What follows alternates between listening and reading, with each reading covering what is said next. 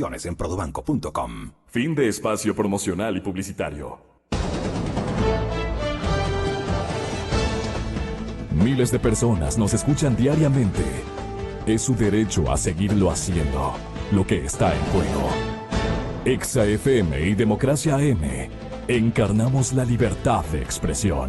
Con periodismo crítico. 8:10.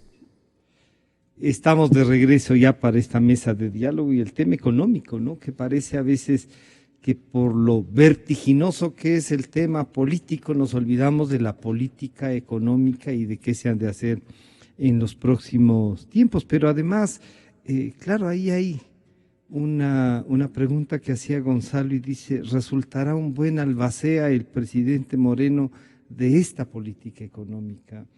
Pero con la visita del exministro de Finanzas griego, uno diría, estarán planteándose el administrar lo que se deja, la mesa tendida, ¿con qué? ¿Con un nuevo proyecto, con el mismo, con la continuidad, con variaciones?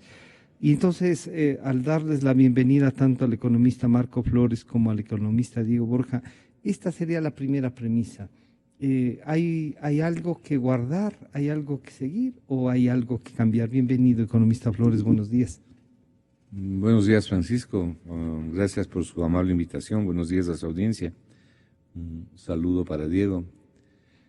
Bueno, yo para empezar no solo que no creo, sino que no encuentro ningún indicador económico que nos pueda hacer pensar que aquí queda ninguna mesa tendida. Si de alguna mesa tendríamos que hablar desde la mesa de la economía, que no queda tendida sino patas arriba. Los indicadores económicos a esta hora realmente están en rojo, y en rojo intenso. Esperanzadoramente la población espera que el señor Moreno, al tomar posesión, cambie el giro de todos estos acontecimientos, y no solamente en lo económico, sino también en lo formal, en el trato diario, en la comunicación diaria. Este es un pueblo, este es un país que ha sido agredido literalmente durante 10 años, donde se ha causado mucho daño, y esto no tiene que ver solamente con economía, pero ciertamente también con la economía. Le voy a dar simplemente un ejemplo, ¿no?, para que miremos la situación que va a heredar el señor Moreno. Ya en algunos días más tendremos un trabajo completo sobre cómo queda la mesa. Yeah. No, la mesa ¿Cuál es el menú de la mesa economía tendida? Y va a ser sorprendente realmente, por lo menos de lo que yo he podido ver hasta aquí.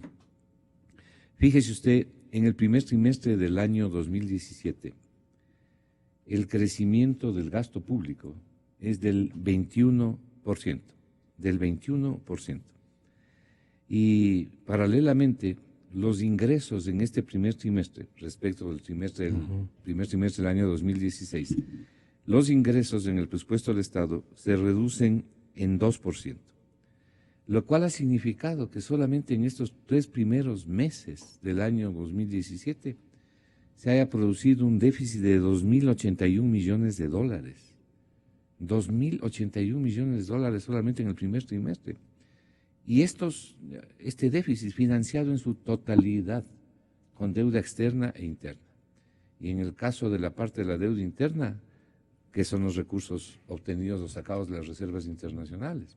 Pero por donde quiera que usted vea, los indicadores están en muy mala posición, los indicadores del empleo, del crecimiento económico, la situación de la Reserva Internacional. La Reserva Internacional tiene pasivos por 10.000 millones de dólares y tiene activos líquidos, donde no entra el oro monetario, que son 1.000 millones en oro, en especie. Pero los activos líquidos ya con lo que se puede recuperar del... Sí, bueno, el oro que tiene el Banco Central son más o menos 1.000 millones de dólares. Pero la liquidez de la reserva, o sea, la plata para poder respaldar eventuales contingencias frente a pasivos de 10.000, apenas es de 2.000 millones de dólares, es decir, un 20%.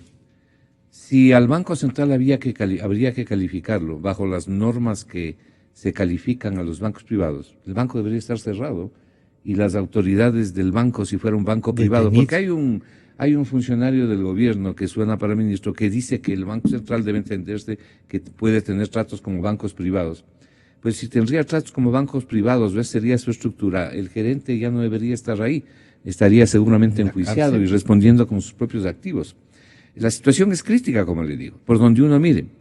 Mire lo que está pasando en el sector turismo.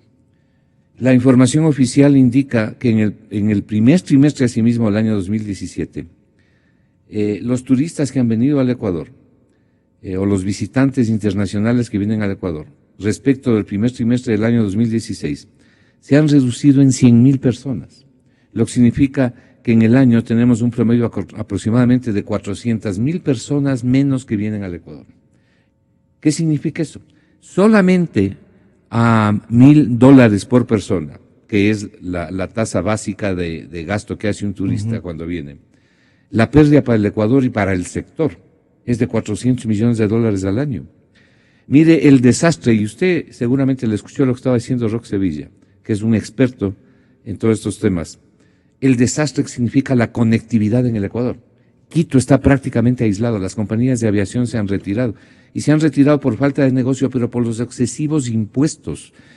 Un 43% de los pasajes que se venden en el Ecuador son impuestos. Y así podríamos seguir. Entonces, lo que le espera al licenciado Moreno, como dije en un último trabajo que escribí, él está sentado sobre un taco de dinamita con la mecha prácticamente puesta.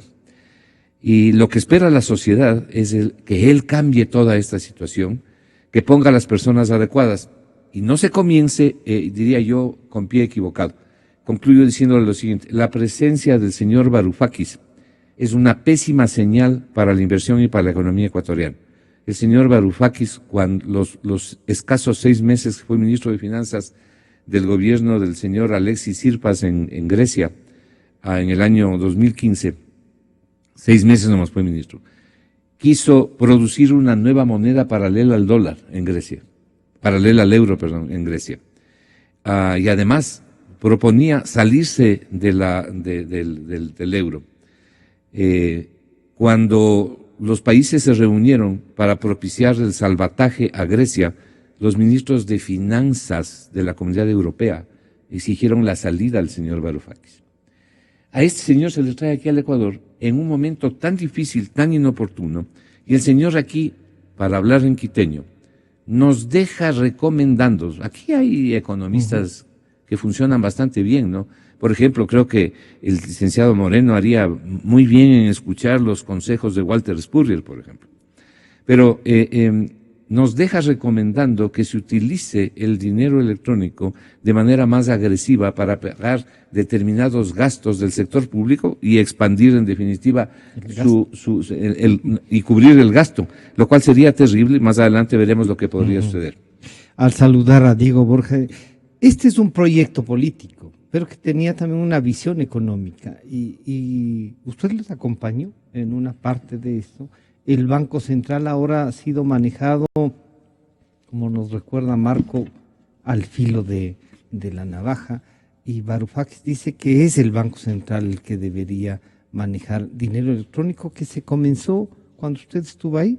Sí, bienvenido, Diego, buenos días. Buenos días, Francisco, gracias por la invitación. Un cordial saludo a Marco, un cordial saludo a su amplia audiencia también. Interesante de los diálogos, sobre todo cuando se mantiene respeto y amistad con el contertulio, es la posibilidad de compartir y también de discrepar. ¿No? Miren, yo creo que efectivamente en el Ecuador, usted hacía la pregunta inicial, si hay algo que cambiar, algo que guardar o algo que desechar, ¿no? Yo diría que hay de las tres, No todo hay que guardar, no todo hay que cambiar, no todo hay que desechar. Pero hay muchas cosas en un combinado de las tres que habría que ponerlo en cuestión. Mi reflexión a ratos es bastante elemental.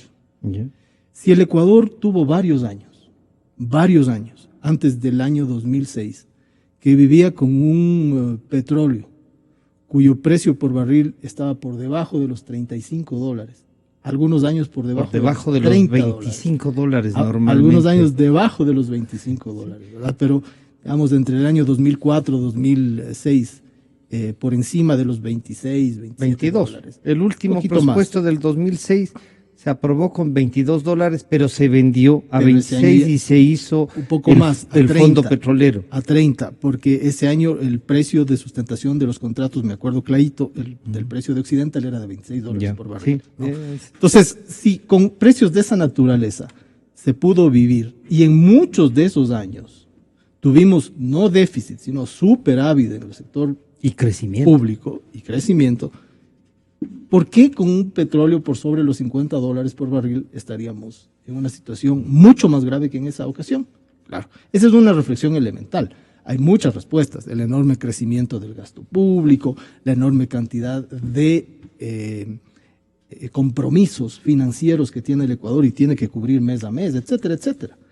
Pero si es que decimos con una visión positiva y general que hay una capacidad de manejo adecuado de esas variables, creo que el hecho de tener un petróleo por sobre los $50 por barril ya es una buena noticia, Claro. en primer lugar. Segundo lugar, evidentemente con el nuevo gobierno, y yo esperaría que el presidente electo en esa dinámica de mantención y cambio que quiere la ciudadanía, porque la ciudadanía votó en parte por la mantención y en parte por el cambio. O sea, no solamente es un voto por mantener, y además un 50% votó en contra. Por lo tanto, quiere decir que de una u otra manera se requiere mantención y cambio desde el punto de vista democrático. En esa línea, si es que eso es así, el nuevo presidente debería generar un conjunto de acciones que miren con mucho detalle, con mucha técnica, ¿no? Obviamente también con criterio político, porque la política económica es política económica, que mantiene y que cambia en este aspecto de el enorme gasto público que se tiene, en el enorme peso tributario que se tiene, en las decisiones y contradecisiones que inhiben a la gente de realizar decisiones de inversión, etcétera, etcétera.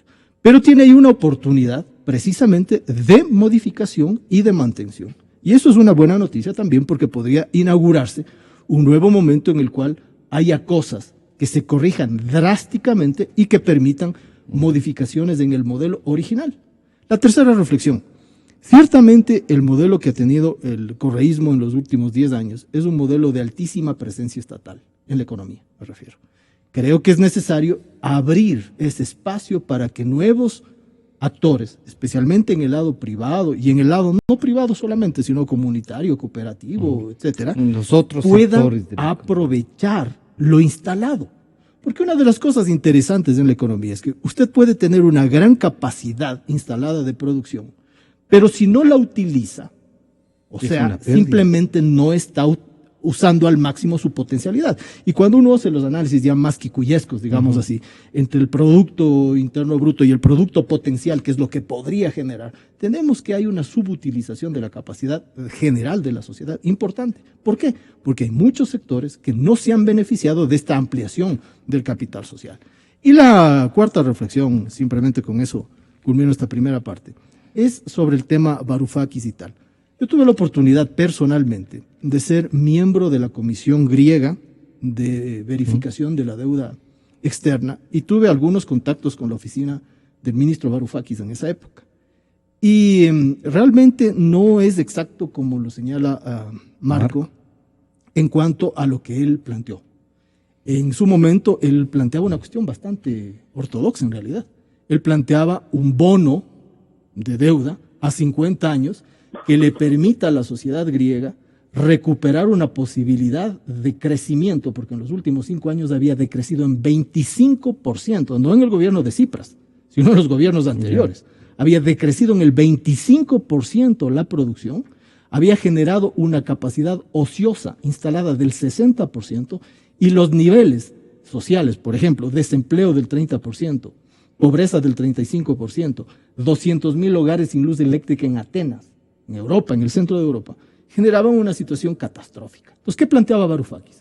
Un bono que le permita a la sociedad griega patear, digamos así, una deuda que además es una deuda mala vida, una deuda brutalmente mala vida, en la cual de los 200.000 millones de deuda con la que iniciaron, la mayor parte, el 90% se fue para el repago de los bancos europeos y alemanes, no entró a las arcas fiscales de Grecia. por un mal manejo de los gobiernos anteriores a Tsipras. Entonces, él planteaba patear la deuda hacia adelante, darle un respiro a la sociedad griega y, por tanto, retomar la senda del crecimiento. Eso fue puesto a consideración del pueblo griego en referéndum el 5 de julio del año 2015. Y el pueblo griego votó a favor de esa propuesta, de la propuesta de Varoufakis. ¿Qué sucede? En un acto como los que solemos estar acostumbrados acá en el Ecuador, no se cumplió con lo que el pueblo le mandó en las urnas. Y el gobierno de Alexis Tsipras viró la propuesta y continuó por la línea de lo que le planteaba la Troika europea, donde está el Fondo Monetario, el Banco Central Europeo. Pero usted diría entonces que habría que hacerle caso a Varoufakis. No, de ninguna manera. Varoufakis, yo estoy diciendo lo que él planteó para la economía griega. Yeah. No, yo lo que estoy diciendo es que no es lo mismo el planteamiento que él puede hacer para esa economía, que además tenía una crisis que no la tiene el Ecuador y que la sigue teniendo, versus lo que es ahora.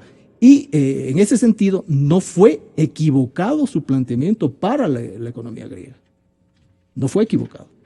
Obviamente eso no le hace el mejor consejero de nuestra economía, pero hay que decir en honor a la verdad lo que él planteó.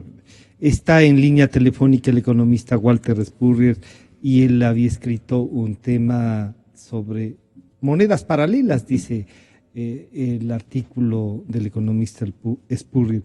Claro, Varoufakis ya está en la mesa de discusión y estamos saludándole. Están con nosotros el señor economista Marco Flores y el economista Diego Borja. Los retos del presidente y esta recomendación de la utilización del dinero electrónico, que yo le recordaba al economista Borja que se inició ahí, que el Banco Central tenía estudios para la aplicación de eso, que incluso me parece se hizo una plataforma que tenía un costo sobre el tema. ¿Usted podría ayudarnos a reflexionar en este estado de la economía? ¿A usted tiene temores con las monedas paralelas? Bienvenido, buenos días. Muy buenos días y saludos a los compañeros de panel y a los queridos radioescuchas. Escuché con mucho interés la exposición de Diego, su conocimiento de primera mano por las funciones que desempeñaba y al poder haber estado reunido con las altas autoridades griegas. Esencialmente, lo que yo he reportado de lo que decía Varoufakis es sacado de información de prensa, supongo, ya estoy especulando un poco, que quizás es una propuesta que él hizo ante la imposibilidad de llegar a un acuerdo con la Troika. Entonces se hizo esta propuesta, pero que llevaba a una salida del euro.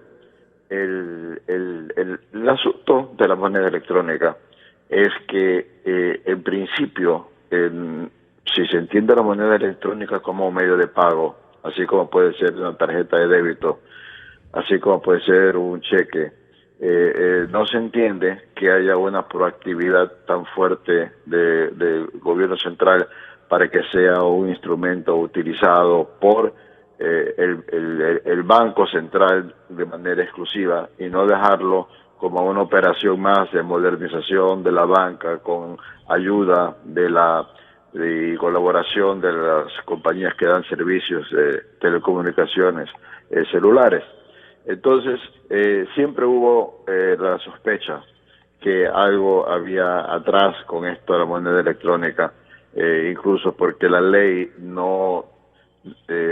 deja abierta a de que la moneda electrónica pueda emitirse sin respaldo de dólares. Eso solamente se lo impide mediante una norma de segundo nivel.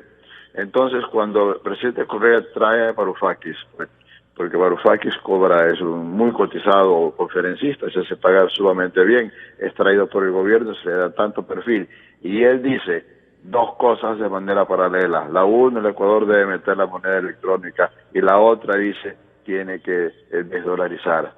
Entonces, hay la propuesta de él que hizo para Grecia, pues debe ser paralela a la que menciona Diego. Es una en la cual el gobierno comienza a introducir pagarés, como hizo la Argentina con los patacones, como hasta cierto punto no es lo mismo, pero ya se están colocando los títulos del Banco Central que sirven para pagar impuestos. Y una vez que se introduce eso, posteriormente introducir una moneda electrónica, tratar de que circule la moneda electrónica emitida por el Banco Central, y cuando ya está implantado el sistema, decir, ¿sabe qué? La moneda electrónica ya no responde a dólares, sino esos valores son en sucres, y entonces salir con una nueva moneda. ¿Ya?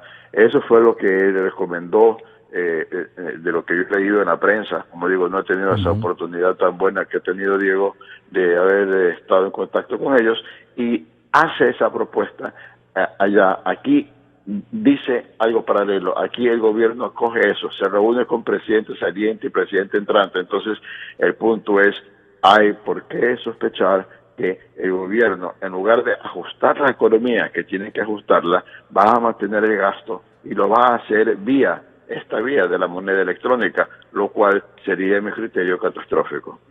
Usted valoraba el silencio prudente, dice, del licenciado Lenín Moreno, y habría que ver cuánto ese silencio es por prudencia nomás o porque está pensando en la propuesta. Bueno, el asunto, el entorno como yo lo veo, ¿no? Y de las propias declaraciones del presidente de la República saliente y de los propios actos que ha hecho, es que él considera que Lenín Moreno tiene que tiene que hacer lo que ya está dispuesto. Se que ha recibido un manual de gobierno en que le dice hasta dónde tiene que ir a cada minuto de su presidencia, y que, en otras palabras, ejecutar lo que él ya ha dejado armado, ¿no?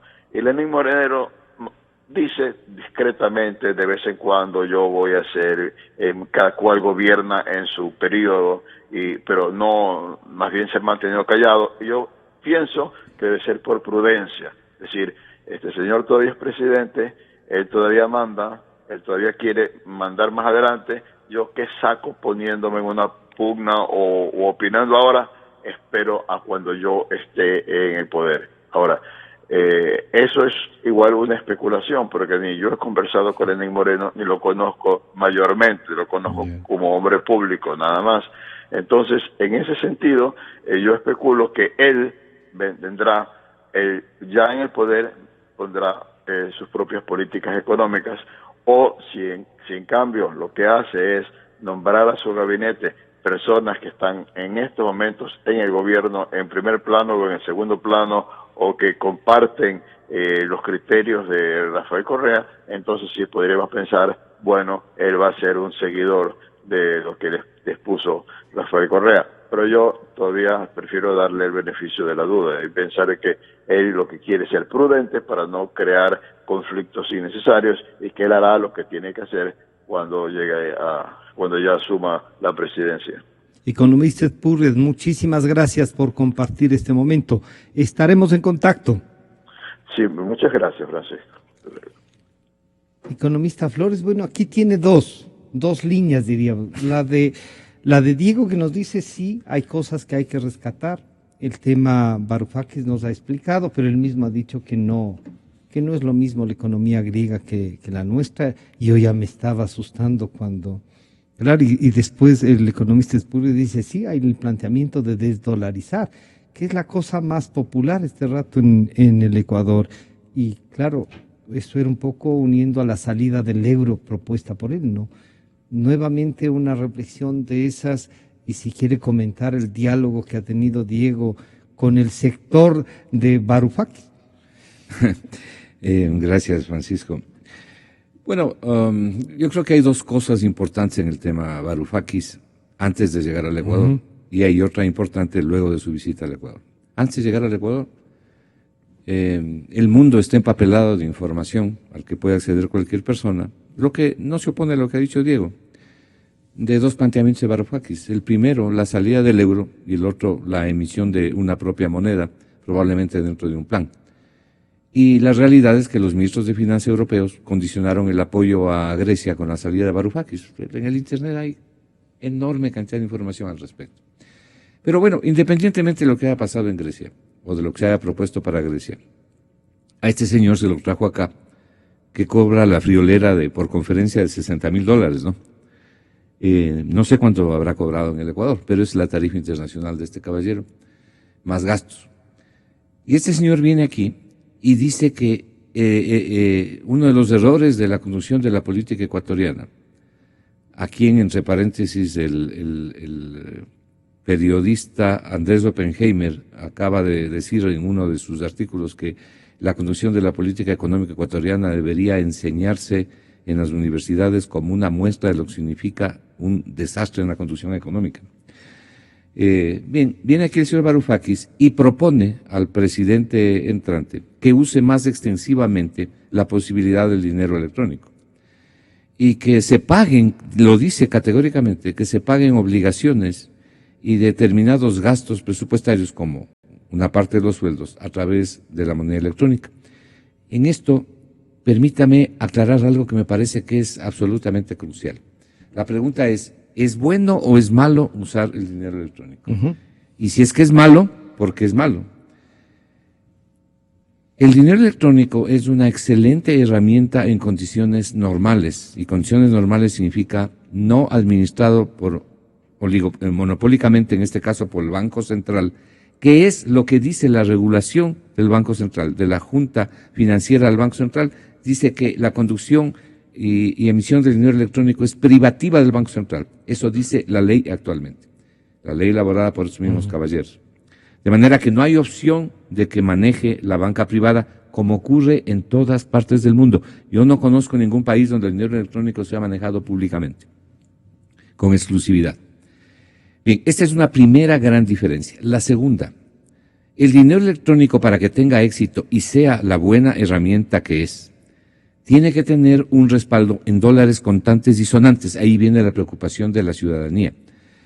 Que se gire dinero electrónico, ¿contra qué? Contra plata efectiva, contante y sonante. Una persona puede abrir una cuenta en un banco y girar a través de su celular usando el dinero electrónico, pero primero tiene que dejar la plata en el banco. Lo que teme la ciudadanía. Debe tener un respaldo, diría. Un respaldo real, verdadero. ¿Qué tiene actualmente el Banco Central en la bóveda por los 8.000 millones de dólares que lleva prestado al gobierno central y a la banca pública y que son dineros tomados de la Reserva Internacional? ¿Qué tiene en la bóveda del Banco Central? Papeles. Títulos, papeles, bonos que le han entregado las entidades deudoras, de los cuales 5.800 hasta el mes de marzo corresponden exclusivamente al Ministerio de Finanzas y que se ha utilizado para solventar el gasto público, ¿no es cierto?, con alta peligrosidad en cuanto a la estabilidad económica. La gente teme, las empresas y las familias temen, que eventualmente, y esto es algo que es lo que no se debe hacer, el Ministerio de Finanzas emita papeles como emitido para darle al Banco Central a cambio de la reserva y le entregue al Banco Central y le diga, toma 2.000 millones en bonos, emíteme dinero electrónico y comience a pagar con un dinero electrónico que no tiene un respaldo real. En cuyo caso se activa al principio la ley de Gresham, que nos trataremos más adelante, y obviamente sería el fin de la dolarización, sin ninguna duda. Esto es lo que temen las empresas y las familias. Esto, yo no digo que es lo que se va a hacer, digo esto es lo que no se debe hacer. Y hay un grande temor sobre esto, porque la calamidad, y en esto coincido con Walter en lo que él acaba de decir, los resultados serían espeluznantemente catastróficos para la sociedad. De manera que no es un asunto menor, no es un asunto sencillo. Tanto no es menor, tanto no es sencillo, que la Asociación de Bancos Privados, hace pocos días, envió una comunicación en que hace un amplio e inteligente análisis sobre todo esto y que representa una enorme preocupación. Pero luego hay otras consideraciones que hay que hacer. Para meterse en una cosa como estas, deberíamos esperar. ¿Por qué el gobierno insiste tanto en esto? ¿Por qué quiere meterse en esto y obligarle a la sociedad a entrar al dinero electrónico? Francisco, las fuentes de financiamiento interno prácticamente se han secado. ¿Cuáles son esas fuentes fundamentalmente? Seguro Social. El Banco Central ya le han sacado todo lo que han podido. Solo falta sacar el letrero. Pero ya le han sacado todo lo que han podido. Cambiaron también. Bueno, se cambiaron, sí. Al Seguro Social también se le ha sacado lo que ha podido. Existen una gran cantidad de deudas impagas. Institución que tiene plata han utilizado los recursos a cambio de papeles. Fuentes internas prácticamente secas. Fuentes internacionales, la misma suerte. Por eso es que el Ecuador, fíjese el dato que le voy a dar. El Ecuador emite a 10 años plazo bonos por 1.000 millones de dólares y paga el 10.75%. Hace apenas unos 10 días, Bolivia también acaba de emitir a 10 años plazo, igualmente 1.000 millones de dólares y paga el 4%. Es decir, el Ecuador paga casi más del doble de lo que paga Bolivia. Esto lo que le está diciendo es que las fuentes de financiamiento internacional en este momento para el Ecuador ¿Se son muy agotaron complicadas. o son caras? Son caras, no son presentables. Una tasa de interés y un plazo como los contratados por el Ecuador no son presentables. Entonces, frente a eso, dice, ¿y ahora qué hacemos? Entonces viene el dinero electrónico. Utilicemos el dinero electrónico. Y hay gente que lo dice claramente como Varoufakis. Este es el temor de la sociedad. Y concluyo diciéndole algo. El gobierno, el nuevo gobierno, tiene la obligación de hacer algo que no se ha hecho durante años, 10 años en el Ecuador. Y es respetar a la gente. Si aquí se hicieron encuestas para saber si debían haber peleas de gallos y corridas de toros, ¿por qué no se respeta lo que la mayoría de la gente ha dicho en las encuestas? La gente quiere vivir en dolarización. El gobierno no puede simplemente por ser gobierno hacer lo que le da la gana. Tiene que respetar el planteamiento de la ciudadanía. Y mayoritariamente el planteamiento de la ciudadanía, de pelucones y no pelucones, es la dolarización por las ventajas que le ha dado frente a los riesgos potenciales que hubiera significado no tenerla. Economista Borja, el Ecuador en realidad sí intentó por lo menos abstraer de la política la parte económica, no con la dolarización, y parece que en un momento dado sí, pero ha habido una veta ahí grande, un resquicio por donde volvió a entrar desde el ejercicio de 10 años de poder. Pero uno diría, Varoufakis, usted ya nos dijo, no es lo mismo Grecia, pero él en realidad planteó salir de la zona euro, y pese al referéndum y todo, los ministros de Finanzas dijeron, le podemos ayudar, pero en estas condiciones. Ellos eran a los que se les debía. Una reflexión sobre eso, una reflexión que se junte con esta posibilidad de salir de la dolarización que aterra a la gente. Claro. A ver, el tema de la salida del euro o no salida del euro no es un tema exclusivo de Grecia. En este mismo momento, por la crisis que vive Europa, es un tema que está en el orden del día de varios ámbitos, de lo económico, de lo académico, de lo financiero, de lo político. Y también, como bien decía hace un momento Marco, el Internet está plagado de información sobre eso. Tenemos discusiones sobre si quedarse o no en el euro en Italia, en España, en Irlanda, en los países que se han visto afectados por la crisis, en Portugal, etcétera. Y también tenemos una discusión oficial en Europa, en el ámbito de los ministros de finanzas que ustedes mencionaban, sobre qué curso debería tomar el euro. O sea, todos están aceptando que hay una crisis con el manejo del euro.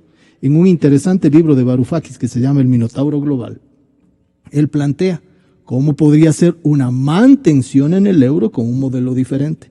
Y para ser también honestos, entre enero del 2015... las monedas paralelas. ¿no? Y junio del 2015, él no planteó la salida del euro. Cuando él es ministro de Finanzas en Grecia, él no plantea la salida del euro.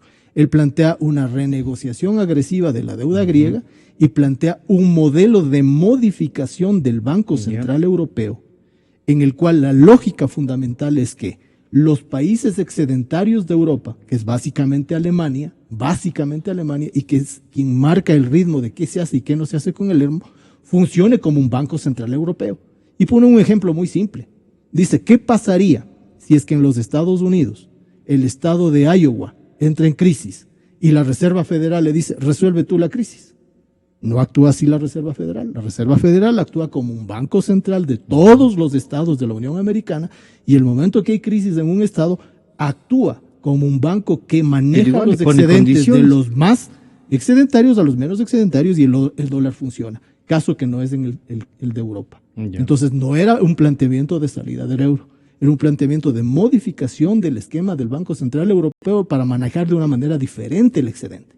Ahora, en el caso de que Europa no acepte esa cuestión, la alternativa era la siguiente: o Grecia continúa con una crisis salvaje como la que mencionaba hace un momento, 50% de los jóvenes sin empleo, 50%, tienen que irse de Grecia simplemente, pobres más que en América Latina, en fin, una cantidad de cosas, o la mantención en el euro. Entonces él decía, ¿qué es el euro? ¿Es un medio o es un fin?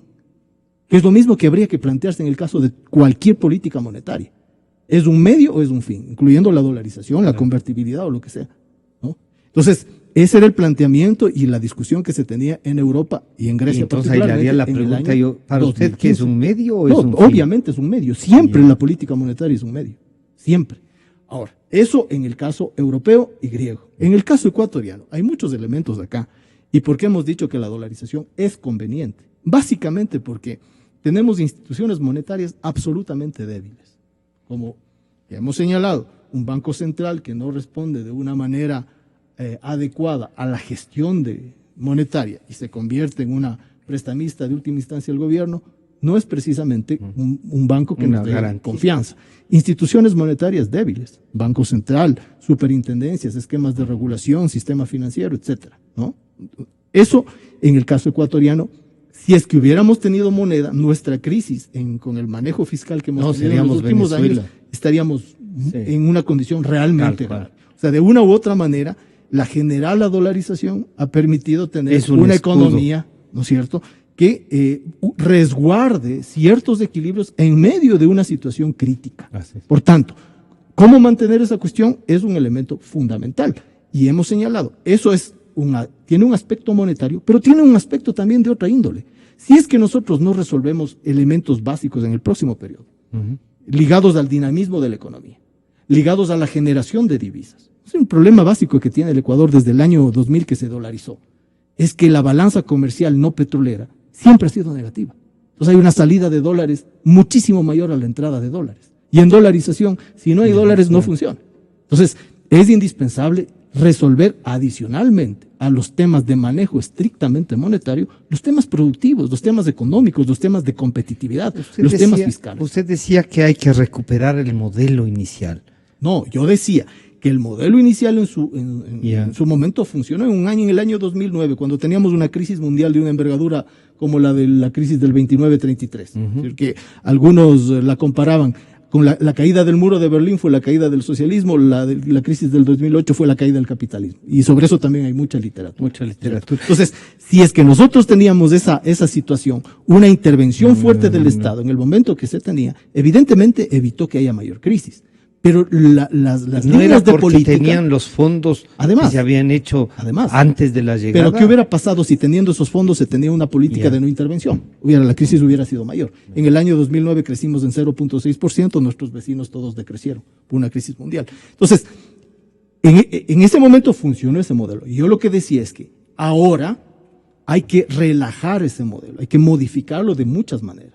Una de ellas es permitiendo la incorporación fuerte, sólida, profunda, de un sector que no ha usado la capacidad productiva instalada en estos últimos 10 años. ¿Cuáles serían, por ejemplo, estas partes que no han sido usadas de la capacidad productiva? Usted tiene que hacer modificaciones tributarias para evitar que haya una carga enorme sobre el sector privado y no pueda invertir adecuadamente. Tiene que modificar políticas de beneficio desde el lado estrictamente estatal al sector estatal y evitar que el sector público pueda intervenir en la economía, y no solamente como contratista del sector público, el sector privado no solo como contratista del sector público, que lo ha sido, porque en estos 10 años con el inmenso gasto, ¿no es cierto? 9 sectores que han enriquecido brutalmente. Pero no solo es un tema de ser contratista del sector público, sino generar un dinamismo económico en el sector manufacturero, en el sector servicios, en el sector turístico, en el sector exportador sobre todo, que es el que le provee de divisas al Ecuador. ¿Y usted encontró ya estos 10 años cuál ha sido el cambio de la matriz productiva? Aquí lo hemos dicho varias veces que esa ha sido una cantaleta. O sea, cambio de matriz productiva no ha habido. El Ecuador del año 2017, más o menos, es el mismo Ecuador de hace 10 o 20 años, con el mismo patrón de acumulación, con el mismo patrón económico, con la misma condición primario exportadora, básicamente asentado en un modelo extractivista petrolero, que ahora quisiera cambiárselo a un modelo extractivista minero. Es decir, no hay un cambio real en la matriz productiva ecuatoriana. Si no hacemos esos cambios, por más que usted tenga una política monetaria férrea, llámese esta dolarización, o una política monetaria soberana con moneda propia, no funcionará. No funciona. Economista Flores, planteado así, una reflexión entonces de que los sectores productivos, los sectores laborales, en definitiva la sociedad ecuatoriana, debe vigilar de qué manera el planteamiento que haga el presidente Moreno para el y se le debe dar un tiempo para ver qué aplica, que serán los 100 días típicos para evaluar cuál es su propuesta, los nombres de los ministros posibles que suenan, nos pueden dar un mensaje o nos generan más dudas. Estamos en definitiva en una tensión para ver qué es lo que se nos viene, porque los resultados de la mesa tendida es que puede estar apolillada las patas de la mesa y sonamos.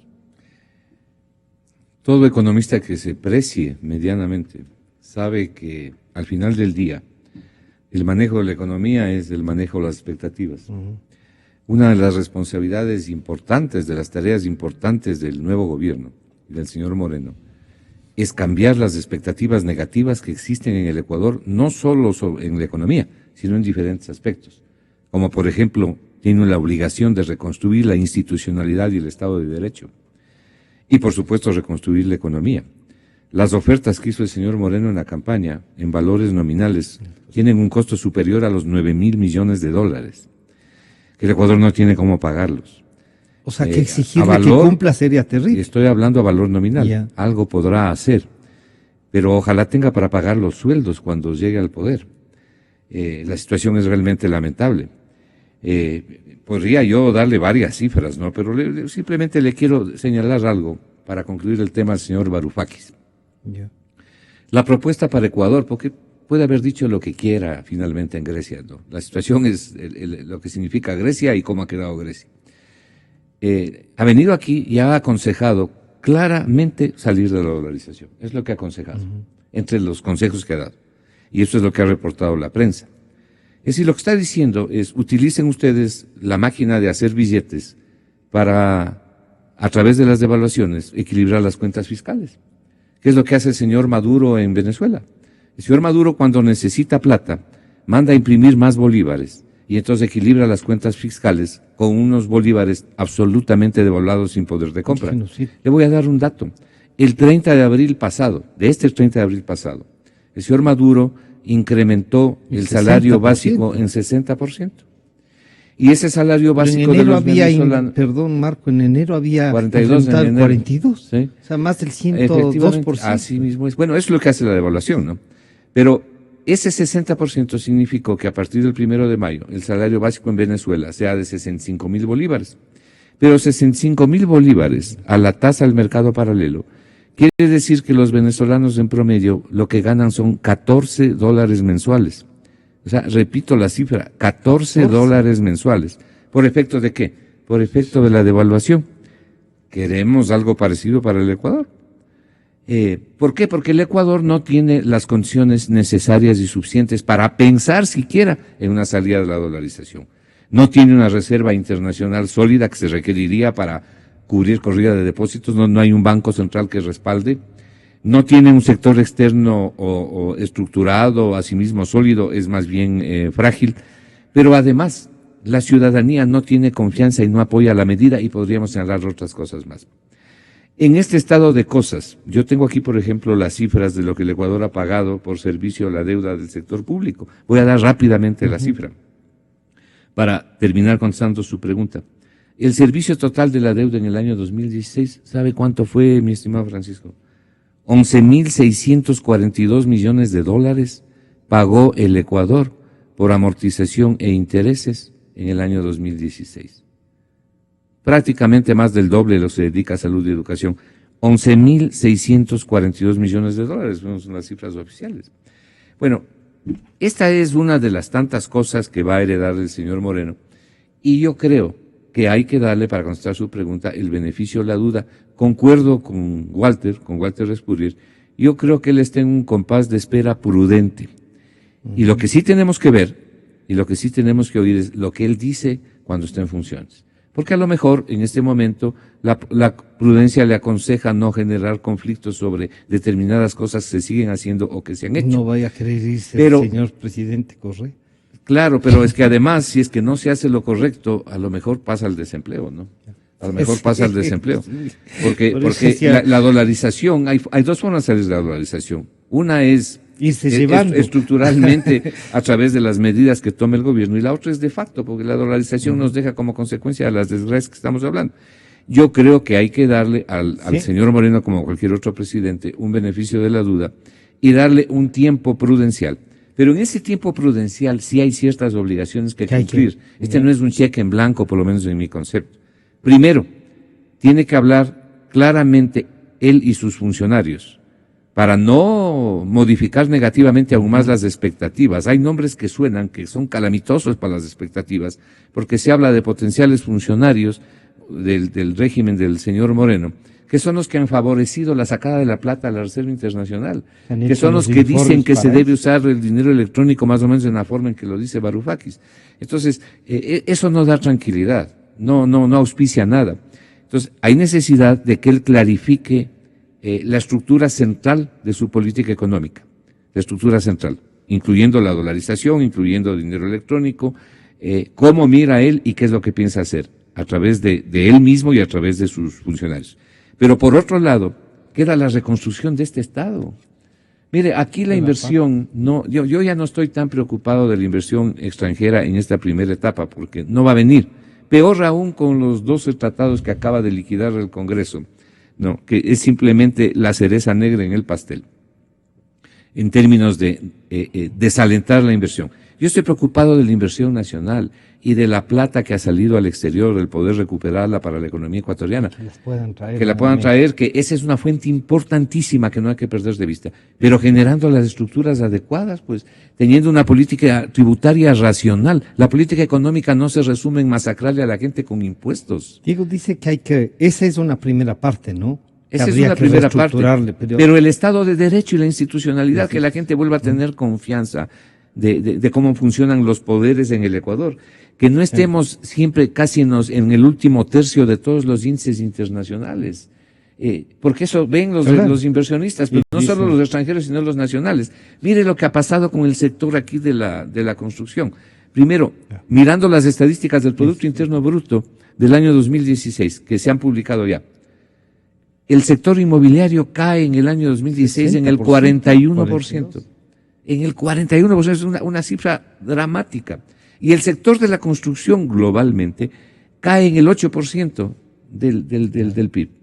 O sea, una cosa verdaderamente dramática. ¿Consecuencia de qué? De lo que decía ayer Rodrigo Espinosa en una entrevista que usted le hizo telefónicamente. Se mandaron estas leyes a la plusvalía y a la herencia, que con el respeto que merecen todas las personas, es un monumento populista a la estupidez. Porque haber hecho una cosa como esas, prácticamente ha liquidado un sector. Pero no solo eso, sino que ha generado tal nivel de expectativas que la gente no confía en lo que el futuro traerá. Y esas expectativas hay que modificar. Pero las expectativas se modifican no en la declaración lírica, sino en los hechos concretos, en la muestra de lo que se va a hacer, con quién se va a hacer y para quién se va a hacer. Diego, para culminar sería... decir cómo recibe la economía sería un primer ejercicio del presidente Moreno, que realmente clarifique las cifras, le diga al Ecuador, ¿debería plantearnos un programa económico o eso también altera, sino ir tomando decisiones? ¿Qué les recomendaría y si le convoca va a ir? Cualquier presidente en cualquier momento que viva el país, en cualquier país además, tiene que tener claridad de qué es lo que va a manejar. O sea, tiene que saber con precisión cómo está la economía, cómo está el ámbito fiscal, el ámbito internacional, en el caso nuestro tan importante, la balanza comercial, la producción, etcétera, ¿no? Es decir, eso es una obligación y una necesidad de cualquier presidente que quiere manejar adecuadamente. Por tanto, eso es sincerar todo eso, ¿no? Tiene él que tener las cifras, ojalá le digan las adecuadas.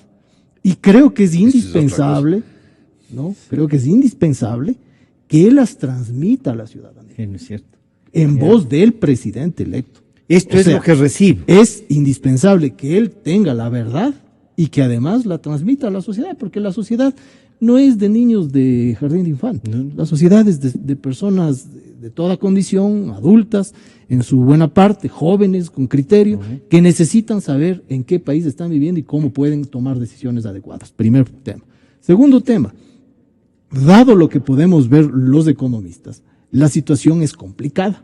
Yo le decía que no es catastrófica, porque hemos vivido con petróleo bastante más, hemos vivido momentos mucho peores, mucho peores.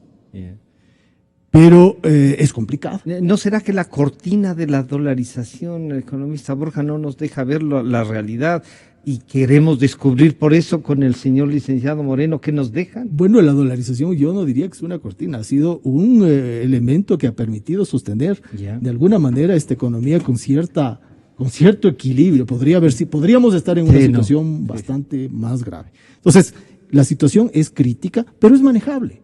Obviamente, si se continúa por el mismo tránsito, vamos a ir a un abismo. Pero si se empiezan a tomar medidas que modifiquen, sobre todo en lo que estaba yo diciendo hace un momento, si no se toman medidas importantes en el ámbito de la producción, en el ámbito de la reactivación de la economía, en el ámbito de la competitividad, en la convocatoria a otros sectores que no solamente sean los de la inversión pública, simplemente la economía va a estar estancada. Y coincido plenamente en eso con Marco, y yo siempre lo he dicho, mi preocupación siempre ha sido la inversión nacional. ¿Qué hacen los inversionistas ecuatorianos, los que están aquí empernados porque tienen su corazón en el Ecuador? Eso es lo más importante, más que los extranjeros. Los extranjeros se mueven donde hay beneficio, y si hay beneficio en Tasmania, se van allá. Y si hay beneficio en Guinea, se van allá. Y no es injusto decirles a los nacionales, oigan, ustedes como tienen el corazón, vengan, corras en riesgos y a lo mejor reciban una patada. Hay que tomar las medidas para que ellos vengan. Y para que precisamente esa gana, esa voluntad de estar acá, tenga un beneficio, sea adecuada, ¿no?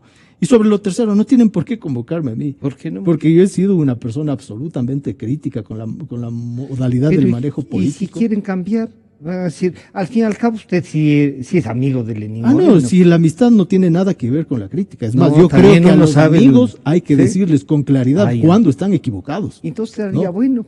Yo creo que, yo lo he dicho acá también, y lo decía antes incluso del triunfo de Lenin, yo decía que cualquier presidente que gane, sea Lasso en su momento, sea Lenin en su momento, tenía que convocar a un acuerdo nacional. Yo lo dije en un programa con usted, que usted me entrevistó precisamente aquí en la televisión. Decía que es indispensable que él convoque a un acuerdo para poder salir adecuadamente de este trance económico y de este trance político. Porque las señales de la economía no están divorciadas de las señales de la política. Entonces, a última hora, vemos un Congreso que está pasando una cantidad de cosas absurdas, como esta de, una vez más, de querer amordazar a la organización social para que no tenga la posibilidad autónomamente de pronunciarse, cuando eso es absolutamente anticonstitucional. Transformar el decreto en ley. ¿No es cierto? Transformar un decreto que criminaliza la lucha, que criminaliza la opinión de las organizaciones, ¿no?, en ley, cuando eso es claramente inconstitucional. Son señales de equivocados. Usted me va a decir, ¿pero qué tiene que ver lo de las organizaciones sociales con lo de la economía? Tiene mucho que ver. Porque la economía funciona de mejor manera en sociedades democráticas. Y les dejo un reto y al que les voy a invitar, porque esto de las cooperativas y la economía en los sectores populares, creo que no hemos analizado lo suficiente y es un sector que también tiene problemas y problemas graves.